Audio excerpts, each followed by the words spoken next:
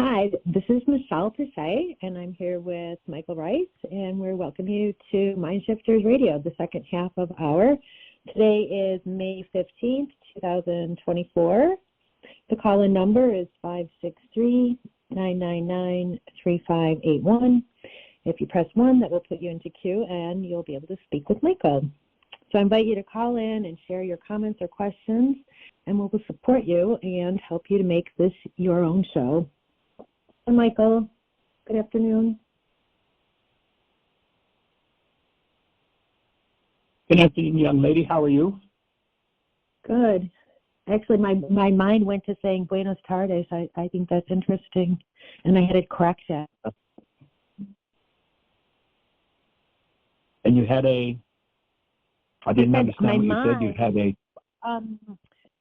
Okay, so you came on, and my mind started to say Buenos tardes, and I had to go in and correct it to English, and I find that interesting.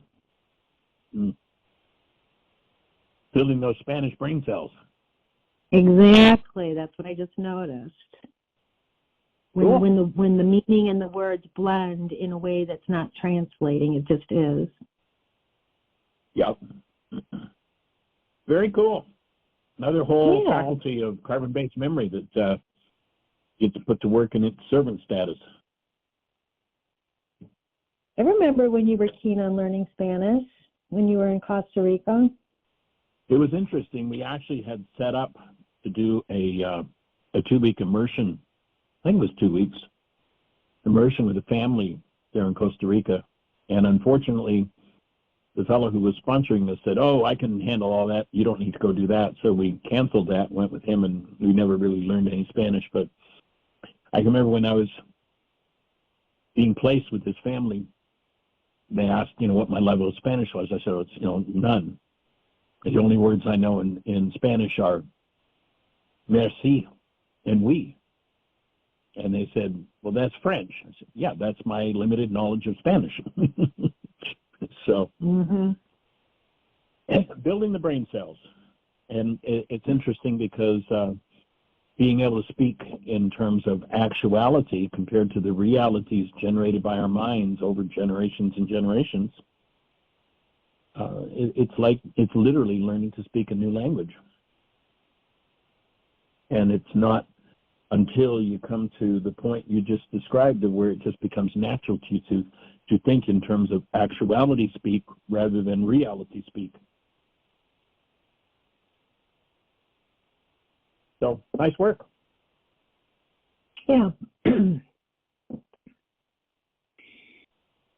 So if you're out there in listener land, our call-in number, if you're on one of those stations where we can't see you directly, is 563-999-3581. If you dial that number, you'll be listening to the show directly. And then if you have a question or thought for us, push 1. That'll raise a hand in the control panel, and Michele will know that you want to be speaking with us, and she'll share your area code, and we'll get to chat. So do we have anybody in the chat room or anything happening in the phone queue? Nope, right now it's all quiet on the front. Okay. Well, I was kind of thinking we'd have some of the people from our workshop in Sarasota. You had said you'd spoken with them and you were expecting someone to call in. It would be nice to have some comments on the experience of doing that work last weekend in Sarasota. So if you're at the workshop, push 1. Share a little bit about what your experience was and how it's unfolding in your world.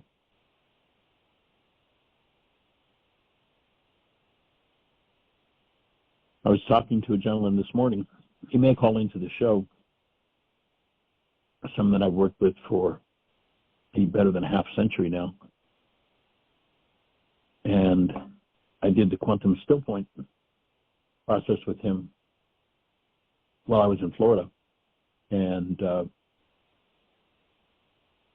he's a naturopath, so he's been working in the arena of the body for 50 years. And some of the things that he had literally been working on for years opened up in that quantum still point session, just like right there on the spot. So hopefully Patrick will call in and share a little bit about that. And other than that, anything else on your mind for today? Anything that's exciting in your process? Any results you're seeing from our time in Florida together? I joined Dr. Tim's Mindshifter support group last night. I had a last-minute cancellation, and so the timing worked out. And it was interesting being a participant after so many years away from my last experience in a support group. And so it was interesting to, watch Tim as a clinician apply the process. And that was,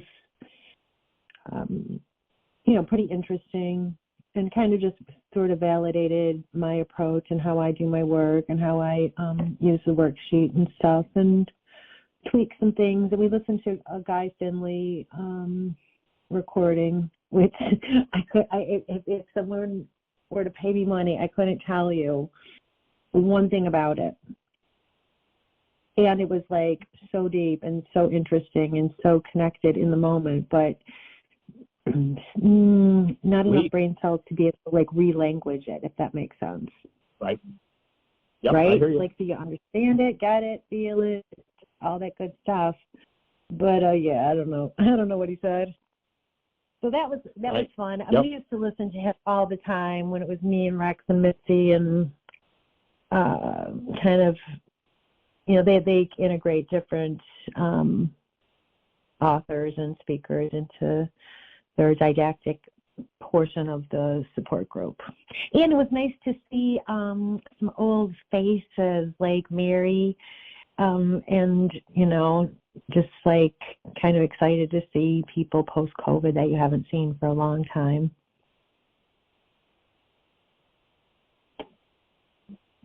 So that was kind of fun. I mean, it's a rare thing. I haven't done that. I was trying to remember back, probably one time in 7 years. So it's not something I really have time for in my evenings, but it was just a fun little visit. And I have a couple clients where it's like a Michigan contingency, because I direct them over there and to get support for different aspects of it. So it's nice. Cool. Excuse me. So Linda has her hand up, so I'm going to turn on her microphone. Say hello to Linda. Hi. Hello, thanks for welcome, calling. How are you? Michael, how are you too? I'm rocking. Jeannie's not here right now. She's actually in Florida with a friend of hers doing a week's vacation, taking some well-earned rest and time to herself. I was going to ask you how that's going, if she's ever mentioned to you how much fun, or does she just go incognito and doesn't get home and tell you until she does get home, and doesn't call you but tell you when she gets home? But anyway, it's good to have a girls' night out or a boys' night out. It all works. Yes, I've listened to Guy Finley too, and I agree with you, Michele. I don't get it, what he's saying on a head level. He speaks so fast, he gets so excited that I have a hard time weaving his stories together and trying to, like you say, re-language them in a way that makes intellectual sense to me.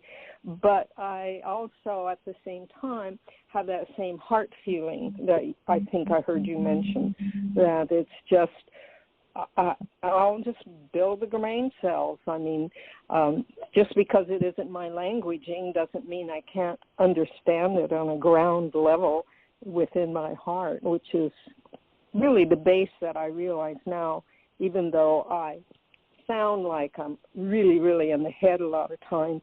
I think I was forced into my head as an early child because that was a survival thing, not forced. Because wait, you forced? Or wait, you forced or you chose? You were forced or you chose? That's what I just started to say when you interrupted me, is that, wait a minute, I downloaded that. I interpreted that. that I had to be that way. It's from some little tiny, tiny brain, right, development. And so I figure with Guy Finley, I've got that tiny, tiny little brain, and I don't understand, but instead of taking that on, I don't know what he's talking about. I can't intellectualize it. It doesn't matter because my heart will guide me. So it's all the same thing. And the heart energy, like the heart math, I think you've talked about heart math, Michael, that the energy force of the heart is 10 times what the head is. That the energy that emanates from the heart is 10 times what the head energy is. And I think, okay, I've been on schedule since I was 4 years old, singing This Little Light of Mine, I Will Let It Shine. It's all in the heart. Cool. Yeah, it is cool, isn't it? We don't have to know, because know is just experiential, and it's really based on the five senses. What the Bible calls us to is to understand. To understand, above all else, get the understanding. I think that's some Old Testament Bible verse. And if in all you're getting, you don't get being, then you aren't. That's right. And being comes from it's the understanding. Mind that wants to get it. Yeah. And I think of my understanding as the ground of my being, the Amen of life, that physical experience I'm having within the ground of my being. That's pretty exciting, really, when you think about it. Well, I would actually say it a little bit differently, and that it would be the reverse, that I have an experience, and then I go about teaching my mind how to talk about it. And the mind is always trying to interpret, trying to figure it out. You know, the number one pseudo-solution of the non-being mind, if I could just figure this out. Whereas if I can step into being, then I have a direct experience of actuality in that moment, and then my mind's going to go on, you know, trying to figure out how to explain it, how to make sense of it. And as long as I don't get locked into the explanation thinking it's the fact, then I can keep expanding that state of being rather than, oh, now my mind figured it out. Now we're going to reduce it and we're going to cut everything up into parts. And now we've got this, you know, I mean, right down to medicine where if you talk to the specialist about this particular ligament, they don't know anything about the ligament, you know, right beside it because they're so specialized. And that's all a function of the head. And so. Well, it's interesting that, go ahead. Just, to me, the objective is to go to the direct experience. And then, you know, if my mind needs to know about it, then I'll teach it. And over time, I learn how to talk about it, but I don't make it the source of the experience. Elsewise, I just put it in a box. And that story in the scriptures about the people who put the creator in a box and then they touched the box and they died. And they're talking about how we tend to lock being into a mindset or an intellectual experience. And then we try to make that the thing that's real. And all it is just an expression, an extension of the truth. In the box, are you talking about the ark? Yeah. The ark of God. And then you touch it, you're dead. Yeah. Yeah.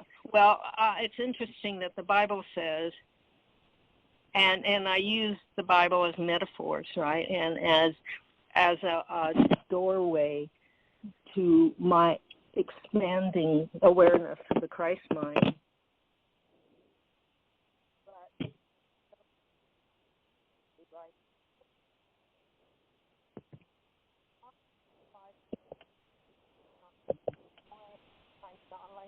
The same way. So it's interesting. It's all interesting because our growth is in the moment.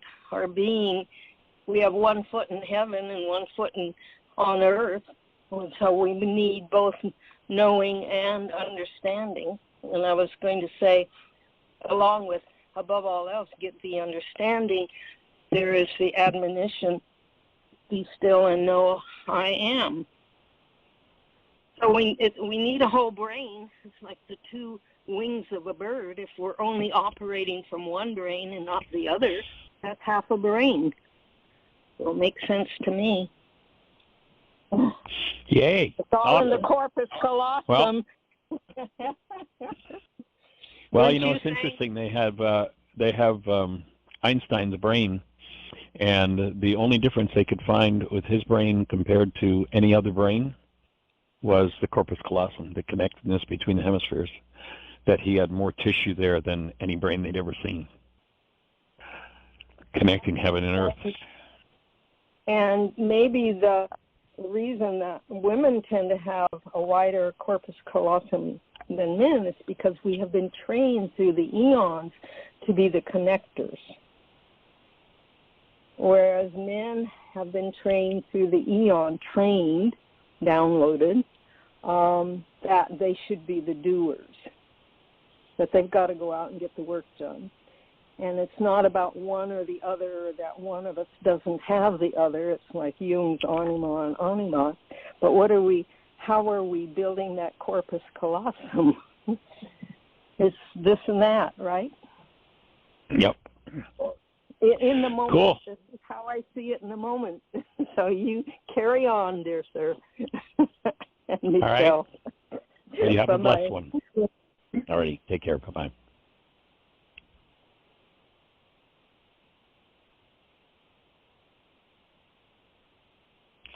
Yeah, I think the ability to distinguish between reality and actuality is such a core principle to understand, and it's not a distinction that the world teaches us, and that recognize that reality is the output of the mind. It will never contain what the actuality is capable of and has to be set aside. And to me, the genius of Yeshua 2,000 years ago, knowing exactly how to set it aside in every circumstance, in every situation, especially where there's pain and upset, you know, that he knew how to do that. And he taught that as forgiveness. And then, sadly, forgiveness was turned backward by the Greeks, and now people are running around letting each other off the hook for what's happening within one's own structure, rather than recognizing if the system is producing some sort of pain or trauma, that there's an energy within the system that needs to be integrated, dealt with. Elsewise, it will structure pictures in our mind. It'll structure a construct we call perception. And, you know, I love how the Course talks about that, is that perception is a world made up by us to take the place of what the Creator gave us in creation. And when we let go of that, when we can collapse that replacement for actuality, then everything shifts. And we no longer live in the realities of the mind, but we get to live in the actuality of who we are as human beings. So it's a pretty exciting process.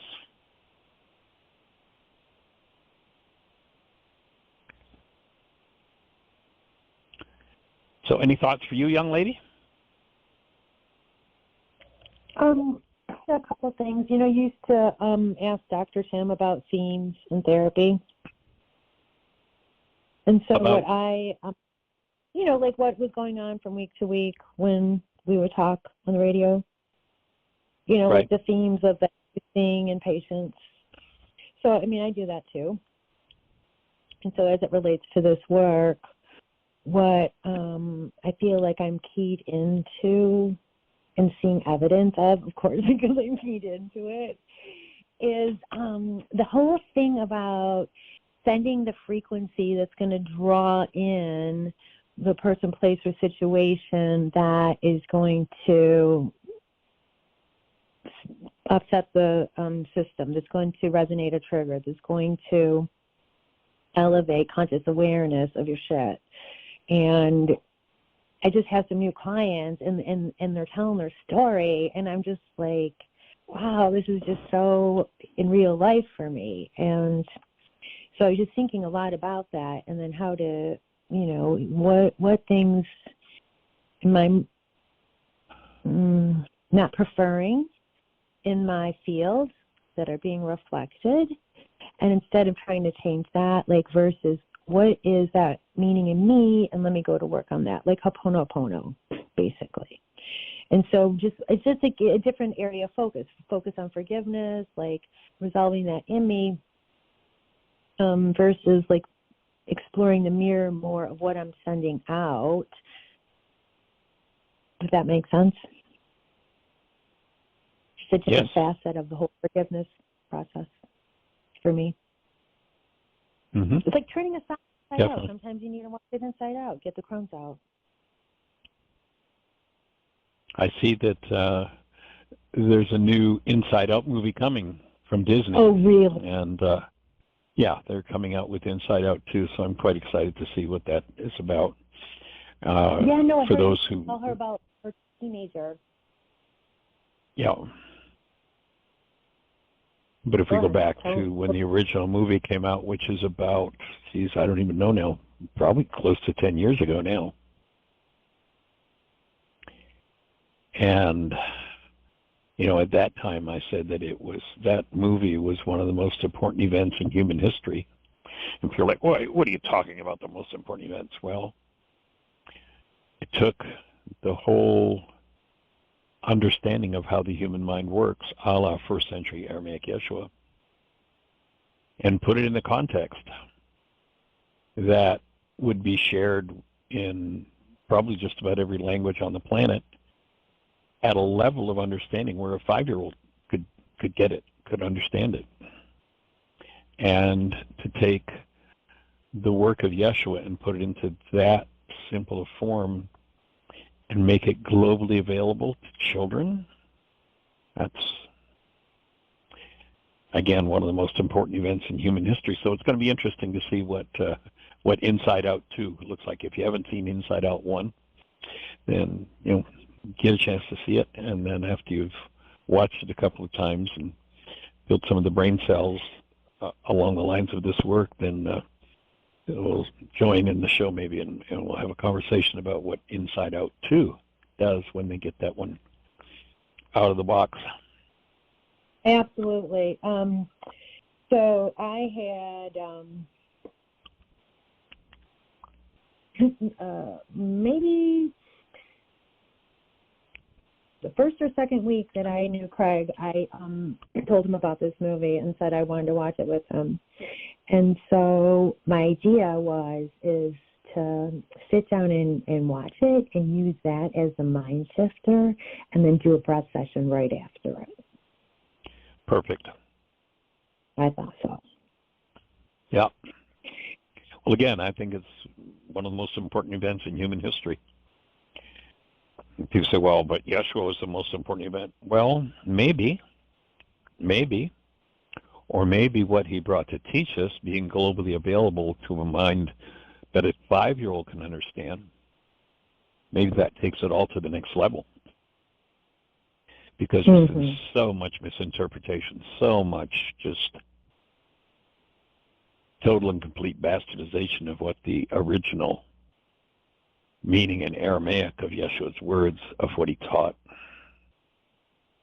And to me, the epitome of it is that if Yeshua sat in most of churchianity today, he'd say that's all Greek to me. Because the core of his Aramaic essence has been removed from what's been put in his mouth as his words. And until you have the Aramaic definitions of his words, until you have the brain cells that match what his words were saying,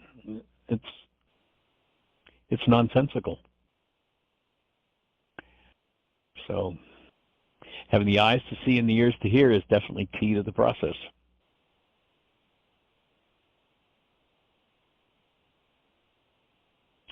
So we welcome you to the show. And if you're out there in listener land, you have a question, a thought, something to share, push one. Let's have a conversation about it. Michael? And, yes. The other thing is, yesterday, remember when I was reflecting on the weekend and I mentioned that you had brought new information, but I didn't have anything specific? Craig reminded me that you had been talking about the 2 billion people being killed by war, and that you had just read that a few weeks ago. So that was the example he remembered about. Yeah. And what Michelle's referring to, and if you're not on our newsletter mailing list, you might want to jump on whyagain.org. At the bottom of the page, you can join our mailing list. We just recently put out a week, 10 days ago, a newsletter on the healing of war and what's going on in the Middle East. These ancient family conflicts that are nothing but playing out the generational patterns over and over and over and over again, and how the world tries to come up with conflict resolution, like conflict resolution is the end-all and the be-all. Well, if you resolve the issues that the conflict-ridden mind generates in the world without doing the reflective healing work to heal the mind that generated that state, then you've done nobody any favors by doing conflict resolution. Oh, you say, well, but you see, this particular family was fighting, and look, they're not fighting anymore. Isn't that wonderful? Well, yeah, it is, except if they don't deal with the underlying constructs of their minds, and they keep pretending that the problem's about somebody out there, if they never go inside and recognize, oh, yes, it'd be nice to resolve this conflict, but how about, first of all, I resolve and heal the mind that created the conflict, so that when I resolve the conflict, the mind doesn't go right back and create another one.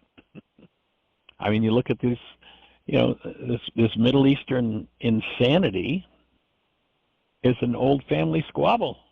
These are brothers. And they're still fighting about what happened 2,000 years ago because nobody's brought them the tools for healing. Oh, there's been all kinds of effort at conflict resolution, accords signed, and da-da-da-da-da-da-da, and isn't all that really nice and wonderful? But if you don't directly address the conflict-creating ability in the mind that creates it, resolving this conflict just means, I'll turn around and create another one, and another one, and another one, and now we have a 2,000-year-old family squabble going on.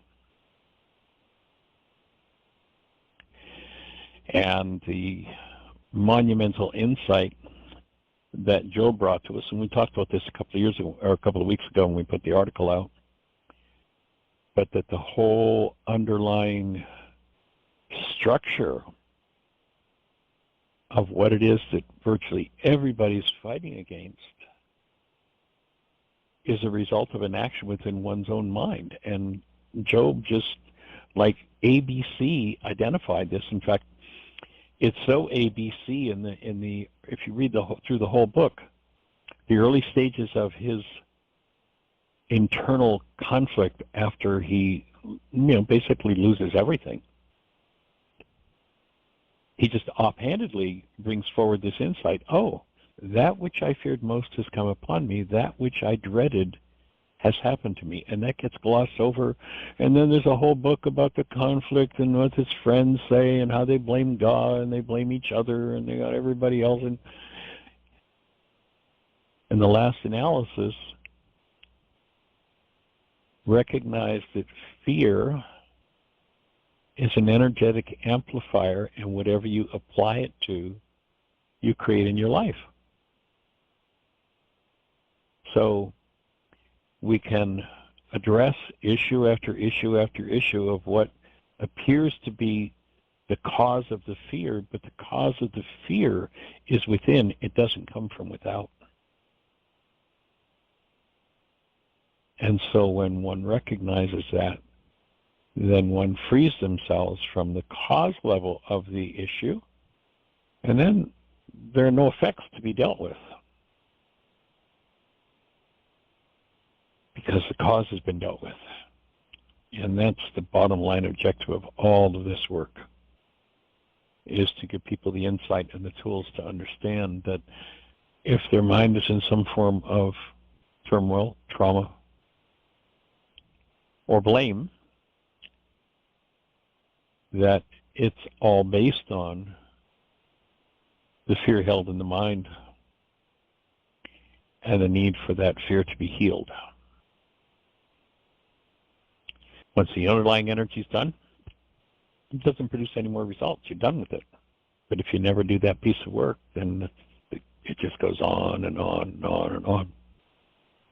So we're looking to move past that with these tools of first century Aramaic forgiveness.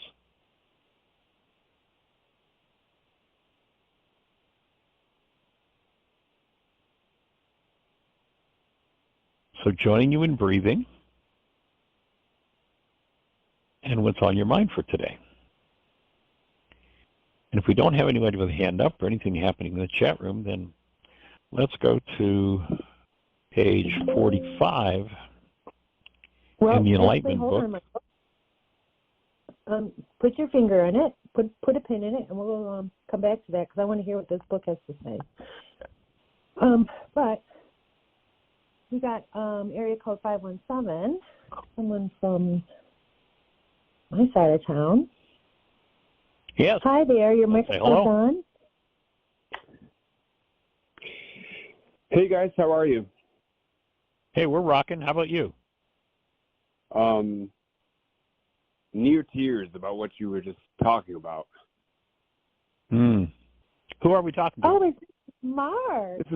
This is Mark. Hi, Michelle. Hi. Tell us So more. my branch of religious belief is based on quantum entanglement. I'm kind of a Christian Scientist. I don't think that those things have to be mutually exclusive. Absolutely not. I believe that every time you go to move your arm, it's an electrical impulse. Every time you have a thought, it's an electrical impulse. And the entire world is wrapped in an electromagnetic field, and every plant and animal can be connected through these electrical impulses. And I believe that Absolutely. everybody has this attachment to the universe as the way they perceive it. And I believe that a lot of people have this fear that maybe the other people around them will not perceive the universe the way they do. And I believe this 2,000-year-old war is, as you were saying, sir, is based on fear. And the idea that maybe the people around you, even if they believe is very, very, very similar to what you believe in, they don't believe exactly what you believe in. And so this constant anxiety of the people around you not being able to grasp the specific concept that you have encased your entire life in and built your entire personality in, if you can't find a way to make the world make sense, it's fear-based. Anyone around you who can't make the world make sense the same way you do, I think that it causes more fear and aggression. And the problems that we're dealing with as far as differences in religion is that people will find a way to be aggressive to those around them instead of being receptive to those people and their understanding of the universe and what makes them feel comfortable and not full of anxiety and not miserable. People will find a way to, I mean, since the dawn of humanity, So I'm gonna put a hold on stories. I'm going to put a hold on it for a second. I want to back up. There's something you said earlier before we get too far away from it, because it's a core principle here. In the article that I spoke about that we sent out in our newsletter, one of the things that I point out is this insight of Job, where he says, that which I feared most has come upon me, that which I dreaded has happened to me. That's one of the first expressions of quantum theory that I'm aware of anywhere in the world. Is Job Right. starting to get the connection between what he causes with his mind and how that brings about results in his world. And so when you talked about how it causes fear, my offering would be that rather than causing the fear, it uncovers the fear. And when we get safe enough to cover the fear, then we can bring the root of the fear to the presence of love and dissolve all of that conflict. But then you would have to admit that you don't already know everything, that you don't already understand how everything works. Yeah, right. Yes. Well, one of the things that has opened for me, I've been watching some of this stuff on the new Webb telescope, and what it's been showing us is how absolutely primitive our whole Big Bang theory and what we thought we knew of the universe was, and that the truth is we didn't have a clue. And I happen to believe that our minds were created to be able to comprehend the actuality behind all of that. What this Webb telescope is probing deeply, deeply, deeply beyond anything we ever conceived of in the universe. I think we're designed to be able to comprehend that. But as long as we're stuck in the I already know, then there's no room for the ability to open to be taught, open to the next level. You know, one of the things that Dr. Tim talks about oftentimes is, you know, I approach a subject where I think I know a significant amount about it, or maybe I think I know everything about it. And with that type of thinking, we're totally blocked from ever understanding it. Whereas what Dr. Tim recommends is you go, and you know, the Course of Miracles talks about go empty-handed to the Creator. I really think it would be more properly interpreted from the Course of Miracles to say go empty-headed, free of any preconceived notion, and being open to be taught by this amazing, amazing experience of life, just how connected everything we engage in energetically is to everything that happens within the universe. And when I'm willing to forgive, that is, remove my previous pseudo-understanding, I make room for the next level. And, you know, as far as I can tell, as far as I know, we're probably not even scratching the surface of how many levels down we ultimately need to go. How could we possibly? It's all just educated guesses. We're as simple-minded a human being as any other simple-minded human being. We only know what we've experienced to this point. And you can have 1,000 theories, and there's 1,000 more out there we haven't yet discovered. It's a matter of trying to stay on the same page as those around you. The idea of forgiveness means admitting that maybe you don't know what everyone else is going through. Everyone else is experiencing just as complicated a life as you are. There are birds in the trees who have the most complicated life that they could possibly imagine based on their limited experience in this universe. And that's what we're all going through.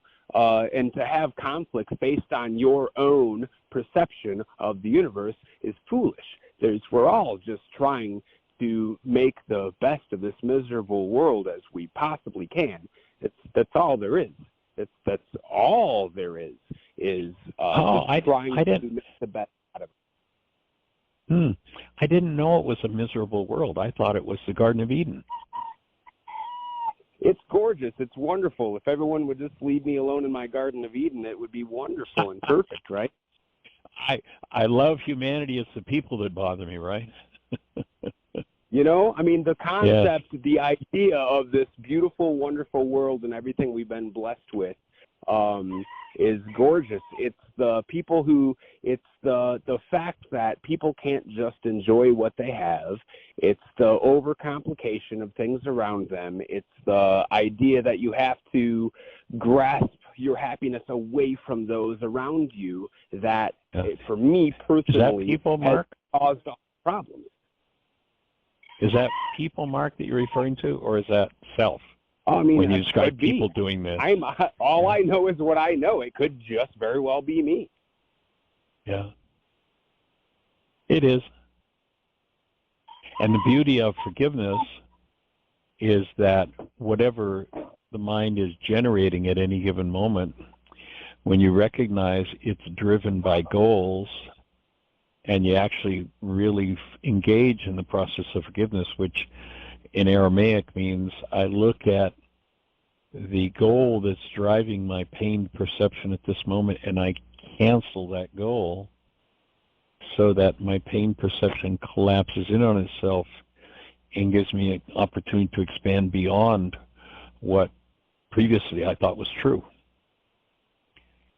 And it's interesting, in the Aramaic language, the words that were represented by the Greeks as the kingdom of heaven can be properly translated as the kingdom of expansion. It's within, it's not out there. We get all these signals from out there, but it all points back into doing the internal work and recognizing our own projections, collapsing into them, doing the next level of clearing them out by bringing forth that presence of love, which is key to it all. So glad to have you on the team. Thanks for listening. Hey, honored, delighted. Anything else on your mind for today? No. Anything we can support you with? I agree. I absolutely agree with everything you said. I just want the end of my day to feel like the beginning of it. I wake up every day feeling, like you said, there's an infinite amount of things that I can gain from my own understanding the expansion of my consciousness. I wake up with a smile on my face, and at the end of the day, I feel beat down, and I'm sure it's by how I perceive those around me, how I take everything personally. There's a certain amount of happiness that I don't let go, no matter how bad a day gets. I just need to figure out how to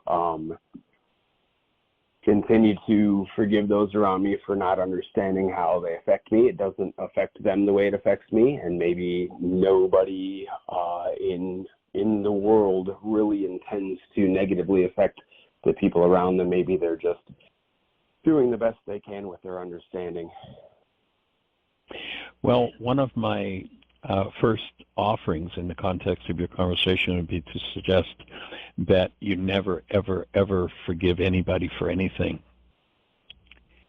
And you recognize that never forgive anybody for anything, especially including never forgive yourself for anything. That's all a total, complete fraud. It's a lie. If you go back to the Aramaic where we're told that Yeshua said things like, forgive your brother, those words were never spoken. There are two words each time that mistranslation occurs, forgive your brother, forgive yourself, what have you. There are two words that are missing in each of those translations that turn the whole meaning around. So if we were to listen to Yeshua talking to someone who has a brother who's quote-unquote offended them, what we know is that that brother has resonated something of offense in that person's mind, and there would be no reason to forgive that person for what's resonated in my mind. But if I were to listen to Yeshua's instructions in Aramaic, he would say, Michael, forgive as to what Mark just resonated in you. So rather than me applying anything to do with forgiving you, Mark, because let's say something you said brought up sadness or fear or rage or guilt or whatever in me, there's nothing to forgive you for in that, but I forgive as to what you've shown me in my own mind. And when I apply forgiveness to that limited construct of my mind, or that pain-based construct of my mind that, of course, you're the problem in my life, and I recognize that that is driven by a goal that I hold for a specific outcome with you. And when the core of forgiveness in Aramaic is when I when I recognize that I have a goal for you to do something, and when you violate that goal, pain that I'm experiencing is driven by the goal that I hold for you unachieved, but it's showing me a part of my own hidden mind. And the essence of forgiveness in Aramaic, the word forgive, as it's translated, the word is shabag or shabak. It means to cancel. So when I look at, let's say whatever you said, something that brought, again, fear or rage or sadness or grief up in me, I don't forgive you, but I forgive as to what you've surfaced in me. And the way that happens is I look at the goal that I hold. Well, Mark, all I wanted you to do was just, speak lovingly, gently, and respectfully to me. When I realize that hear me out.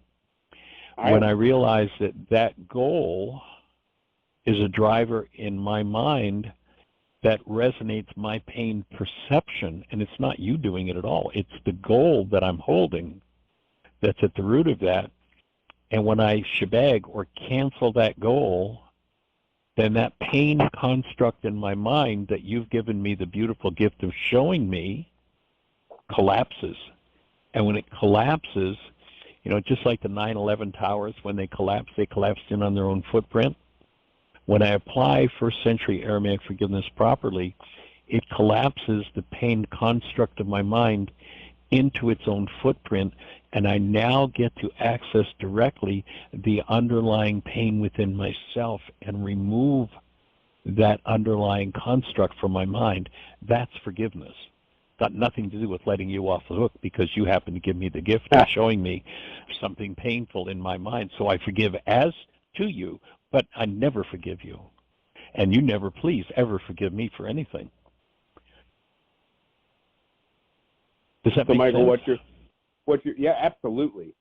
What you're saying is it's all in my mind, and everything that I do from this point should be as I experience it, and everything that I am offended by, and every time that I feel that I have been wronged, it's not necessarily that those people have actually wronged me. It's that I have been shown that maybe there is a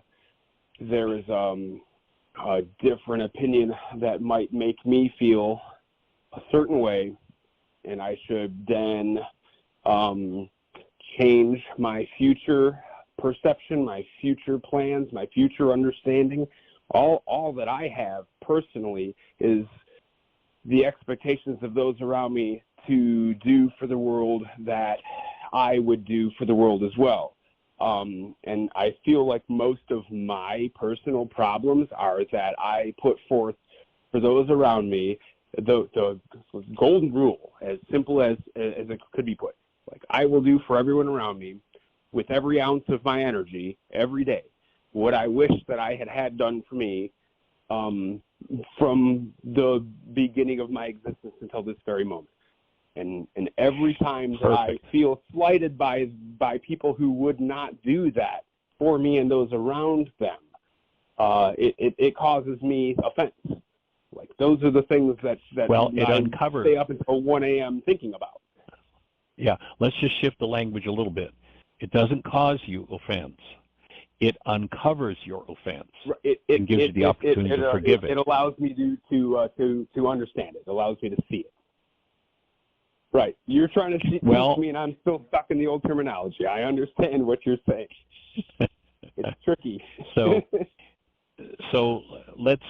is there a specific, when you talk about those people that if only they'd done this, whatever it was, brings this pain or offense up in you, is there a specific that you could come up with, let's say a person, we don't need any names or anything, but just a person or a situation? I mean, that comes to mind?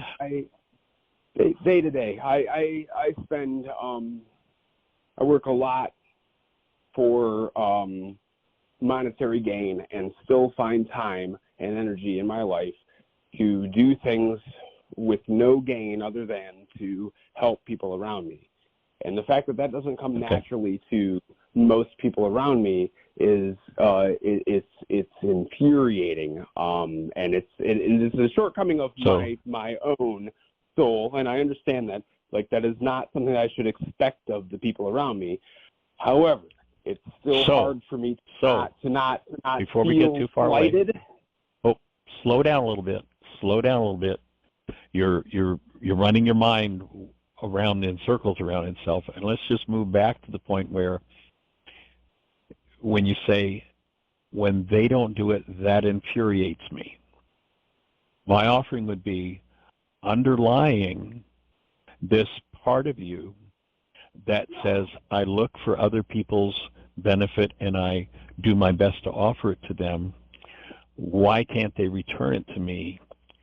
Says that probably the most important goal for you to cancel will be the goal for them to return it to you. Not to me, Michael. And when I understand why you think that, but it's not to me. I don't need anything. Well, whoever. I can do for myself. I want people to, I want to look around. I want to wake up in the morning and be able to look around and see other people trying as hard as I am to make other people around them perfect, happy and okay. Because that's in my mind, the legacy you leave on the world is what you do to make the world a better place. Right. And where your projection comes in is you say, when others aren't doing that, that infuriates you. My offering would be is that the universe, take a breath, stay with me.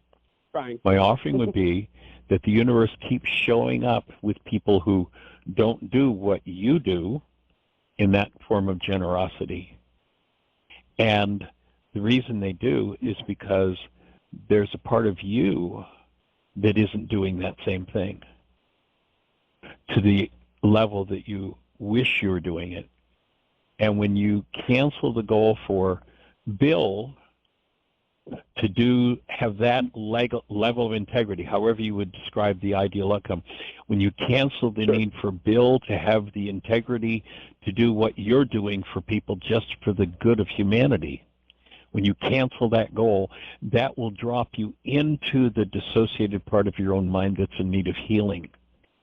And when you breathe and you cancel that goal, you allow the construct of your mind that's based in fury to collapse. And that by doing so, by canceling the goal for Bill to be as generous in providing humanity the highest and best possible, however you would say that goal specifically, when I cancel my goal for Bill to do that, I'll collapse the construct of my mind that has as its root my unhealed fury.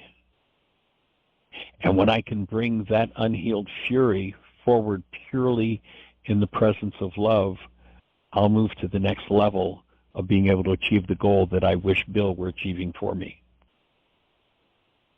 Smoke and mirrors. I'm absolutely going to try to do that. I'm still emotionally immature to the point that for me to come to terms with that idea, it would be I'm at a loss for words. It would cause me to lose motivation to continue to want to do for others. Because if I look out and see a world that is self-seeking, self-serving, and selfish, it's hard for me to continue to want to do well for others. And the only thing, Michael, that brings me happiness when I wake up in the world is knowing that there are people out there who need someone like me who will and can go out and help them in any way. And when it comes time to focus on my day and what I've done to be a better person and make the world a better place, it's hard for me to not. It's hard for me to not weigh it against the people around me because of who I am. Hello. Go ahead. Hello. Stop. Notice your mind fills all of the space with words. I'm going to invite you for a minute to just let go of those words and that story, and whoever comes to mind, put a name to it. It's Bill, it's Harry, it's Hortense, it's Mary, whoever it is that isn't doing that thing that you say you do so well. put a name to it or a face to it, and then cancel your goal for them to work for the benefit of humanity or the benefit of others or whatever the specifics of it are. But it would be faster to name the people who do the things that I expect than it would be to name the people who don't. Well, that's because you want to hide your fury in your brain's image of other people, like it doesn't belong to you. My offering to you, Mark, is your fury is yours. It's not about the people who don't do what you want them to do. It's about the fact that in your structure there is fury. It may be something that's 10 generations old. It may be something that happened when you were 2. It doesn't matter. But you project that fury into your brain's image of others, driven by the goal for them to do it the way you do it. And when you cancel that goal, pick a particular person right now that comes to mind. Rather than avoiding it and saying it's easier to talk about the people who do, you talk about the people who infuriate you like they're the cause of what's moving in you. Pick a particular person that comes to mind that has shown you that fury. And then just look at if you were to give that person a set of instructions to create the ideal outcome in that circumstance, in that situation, what would your instruction be to them? Specific instruction to produce the outcome that your mind would like to see there. What would that instruction be? To who? An example of that. And notice what's happening with your breath, how it's locking down. So an example of that might be, so I've watched Bill, and it just appears to me that Bill is so selfish when what I want to do is be generous, and what I really want is for Bill to be as generous as I am. That's the key way into healing the infuriated part, the unconscious infuriation in yourself.